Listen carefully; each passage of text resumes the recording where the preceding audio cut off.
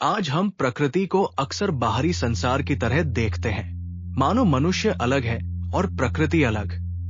पर वेदों की दृष्टि इतनी विभाजित नहीं। वहां प्रकृति केवल पृष्ठभूमि नहीं, जीवन की सहभागी है। वेदों में अग्नि, वायु, सूर्य, इंद्र, इन सब का वर्णन मिलता है। उन्हें केवल देवता मान लेना शायद अधूरा समझना है। वे प्रकृति की शक्तियों के प्रतीक भी है। ऊर्जा, गति, प्रकाश, वर्षा। यानी वेद प्रकृति को केवल पदार्थ नहीं, जीवित व्यवस्था की तरह देखते हैं। यदि प्रकृति जीवित है तो मनुष्य उससे अलग नहीं रह सकता। वेदों में कई मंत्र संतुलन की कामना करते हैं। ऋतु का संतुलन, वर्षा का संतुलन, जीवन का संतुलन। यह संकेत देता है कि मनुष्य का कल्याण प्रकृति के संतुलन से जुड़ा है।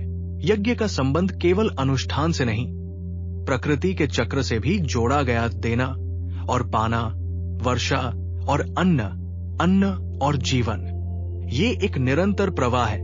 यज्ञ की आंतरिक समझ को देखते समय ये स्पष्ट होता है कि संतुलन ही उसका मूल है। वेदों के मंत्र प्रकृति की लय से जुड़े माने गए। सूर्योदय, संध्या, ऋतुओं का क्रम, इन सब के साथ मंत्रों का उच्चारण जुड़ा था, मानो ध्वनि सृष्टि की गति के साथ तालमेल बिठाती हो।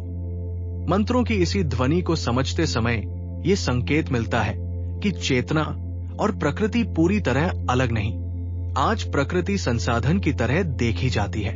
उपयोग, नियंत्रण, विस्तार पर वेदों की दृष्टि संबंध की बात करती है। यदि ये दृष्टि लौटे तो शायद प्रकृति के साथ हमारा व्यवहार धीरे धीरे बदल सकता है। एक शांत संकेत,